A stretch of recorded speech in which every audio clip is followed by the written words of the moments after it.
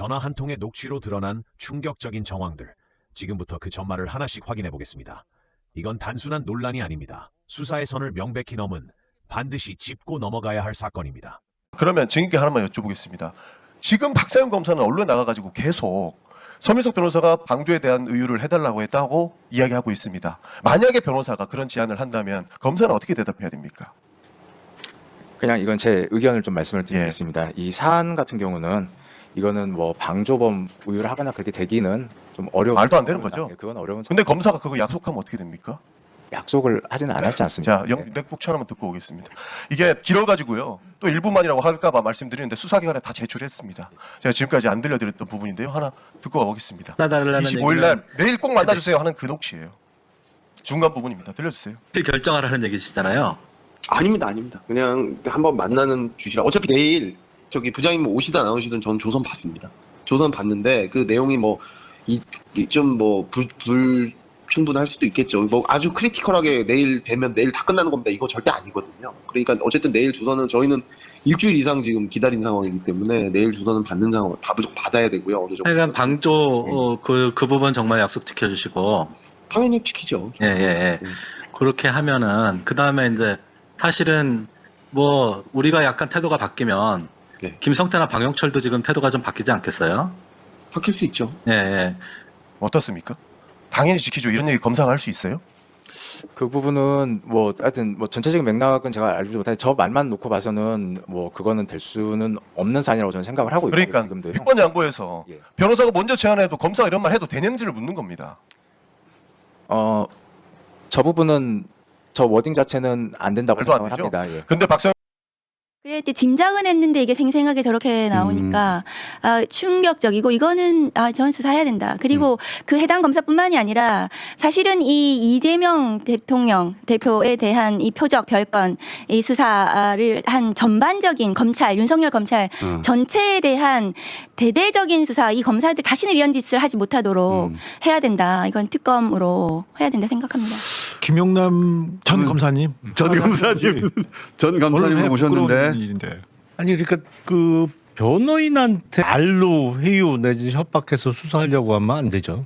증거를 찾아야지. 변호인 증거가 없으니까 그랬겠죠. 아니 그러니까 찾다 못 찾으면 끝내는 거지. 그거를 부탁하고 진술 위주의 수사가 그래서 위험한 거예요, 사실은. 사람 말이라는 거는 뭐 언제든지 바뀔 수가 있는 건데. 근데 그 전화 녹취 통화 내용을 듣고 충격을 안 받으셨어요? 아니 그러니까 대단히 부적절하죠. 그렇게 수사하면 안 되지. 아니, 부적절한 게 아니라 불법이죠.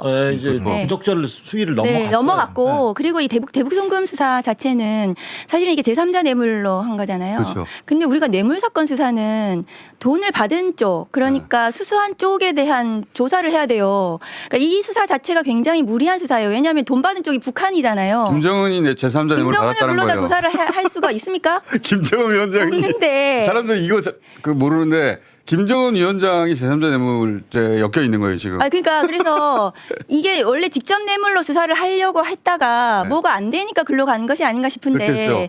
이런 구조 수사 자체가 굉장히 말도 안 되는 무리하고 말도 안 되는 수사였고 그랬는데 이걸 무리하게 하려고 하니까 이제 그런 수사가 나온 건데 그러니까 친윤 검사들 특수 검사들이 자기들이 늘 하던 방식이라고 저는 생각합니다. 이때까지 70년 동안. 생각을 해봤더니 그러니까 북한이 최종적인 돈의 수령자였던 사건이 그 밝혀지는 경우가 거의 없잖아요. 당연하죠. 북한이 뭐 인정할 리도 없고. 옛날에 이제 현대상선 대북송금 사건이 있었는데 그건 좀 다르죠. 수사 네. 중간에 이제 불행한 일이 벌어졌잖아요. 제 기억엔 그게 결국엔 그래서 외환관리법 위반까지만 됐던 것 같아요. 기억에. 그건 뭐 수수 여부가 확인이 안 되니까. 그런데 엊그제 청문회장에서 김용남 부장이 그렇게 답변하잖아요. 이화영 전 부지사가 처음에는 뇌물하고 정치자금으로 기소가 됐어요. 그러고 나서 23년 초에 김성태, 안부수, 방용철 이 세 사람의 진술을 맞춰 놓고 그 이후에 2월, 3월에 이화영 전 부지사의 외국환거래법 사건에 대한 조사를 했단 말이에요. 그러고 나서 끝까지 인정 안 했어요. 근데 3월에 기소를 그냥 전격적으로 해버립니다. 이화영 전 부지사의 외국환거래법 위반 혐의. 그러고 나서 4월부터 6월까지는 같은 내용에 대해서 제3자 뇌물 혐의로 19번을 조서를 작성하거든요. 근데 외국한 거래법으로 이미 기소가 돼 있는 상태에서 왜 19번을 조서를 작성하고 수십 번을 불러대냐라고 물었더니 김용남 부장이 그 죄명과 구속 요건이 다르다. 그래서 조사할 수 있다라고 얘기를 했단 말이죠. 근데 실제로 그렇게 작성된 19개의 피신 조서는 이화영 전 부지사의 외국한 거래법 위반 사건의 증거로 제출했어요. 실제로. 네. 그 이후에 작성된 거거든요. 기소 이후에. 기소 이후에 수사는 불법이에요. 네. 네, 기억납니다. 이 5명이 절대 안 된다. 이 5명 중에 한 사람이 주한미국 대사로 오는 것은 안 된다라고 했는데 그중에 한 명 딱 봤고요. 그때 저걸 했던 이유가 모스탄이 자기가 내정받았다고 와가지고 난리를 쳤고 여기 그구들이 준동을 했단 말이에요. 네. 저는 이분들이 다 윤호개인이거든요. 윤핵연하고 여기 다 연결돼 있고요. 미국에서 계속 그런 식으로 한국의 정체성을 부정하고 국가수반 그다음 계속 차이나리라고 얘기하는 걸 계속 퍼뜨리고 있는 사람이고 차이나리는 이재명 대통령이 중국하고 가깝다. 그러니까 지금 아니라고. 장동혁 대표도 저 사람들을 네트워크하고 지금 열심히 아마 저 양반들 만나고 있는 걸로 저는 거의 확신하는데요. 그게 아쉬운 건 뭐냐면 우리가 적어도 저 사람들이 하지 않게 계속 물 밑에서 얘기를 해야 왜냐하면 지금 저렇게 지명이 돼버리면 그렇죠. 훨씬 더 외교적 부담이 되거든요. 그 전에 해야 되는 건데. 이거 아그레만 안 준다는 거는 외교 관계를 그럼요. 사실 무너뜨리는 건데 그쪽에서 대통령이 지명한 사람이라. 근데 또 아쉬운 건 뭐냐 하면 그걸 안 했고 제가 그렇게 부탁을 했는데도 안 했고 또 아쉬운 건 뭐냐면 저거를 그냥 기계적으로 바로 한미동맹에서 뭐 잘 결정됐다 환영 메시지를 내버리는 거예요.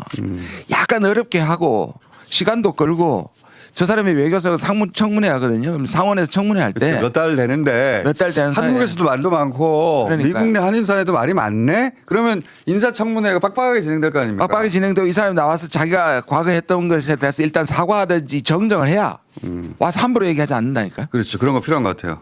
저는 이게 미국이 굉장히 큰 전략적 실수를 하고 있다라고 생각을 하는데요.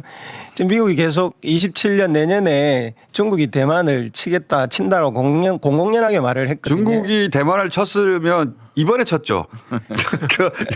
예. 미국의 힘이 가장 약해진 이란 전쟁을 쳤죠. 그러니까 이제 그 대목이 중요한데 지금 미국이 이란 전쟁 때문에 무기도 공백이고 항공모함도 공백인 이때 치려면 가장 좋은 그렇죠. 시기거든요. 네. 다행스럽게 중국은 지금 대만 국민당 당수를 중국에 불러들여서 평화적으로 대만과 교류를 하겠다는 입장으로 가고 있는 중이에요. 이런 상황에 이렇게 단순히 반중이 아니라 이 양반은 햄중입니다. 그냥 이데올로기가 중국을 싫어하는 거예요. 이런 사람을 불러다 놓으면 중국한테는 미국은 결코 이 지역에서 평화적으로 이 문제를 해결할 생각이 없구나라는 생각을 오판을 할 가능성이 충분히 많아지는 일입니다. 이런 일은 지금 시기에는 정말 적절치 않은 일이라고 이 보여집니다. 사람이 의회 내에서 건국 전쟁을 상행했고요. 미국 의회 내에서. 그다음에 미국 그 민주당 의원들도 다 빨갱이라고 공격하더라고요. 그리고요. 그다음에 이제 종전 결의안 이 최강철 씨 중심으로 매년 하고 있잖아요. 근데 그거를 앞장서서 계속 반대하는 사람입니다. 종전선언 한반도 종전선언 반대하고요. 모든 사회적 어떤 고통이 잘못하면 피해의 정체성화가 되는 순간 맞아요. 외면받거든요. 그리고 맞아요. 외면받다 보면 나중에 그게 폭력으로 전환돼요. 맞아요. 그런 것을 막으려면 방법은 딱 하나밖에 없다는 게 제 생각이에요. 뭡니까? 간단히 설명하면 이런 거거든요. 제가 아주 오래전에 5.18 기념재단에 기획위원장 할 때가 있었어요. 아주 오래전에. 근데 그때 광주 사람들이 억울하잖아 아직은. 아직 90년, 2000년대 초반만 하더라도 그것도 알리지 않았잖아요. 네. 알려야 된다는 것이 강하다 보니까 생겨난 말이 있어요. 5.18의 전국화, 5.18의 세계화. 그 당시 5.18 기념재단을 비롯해서 5.18 관련된 일을 하는 사람들의 구호였어요. 제가 그 당시 그런 말을 했어요. 이건 위험한 발언이다.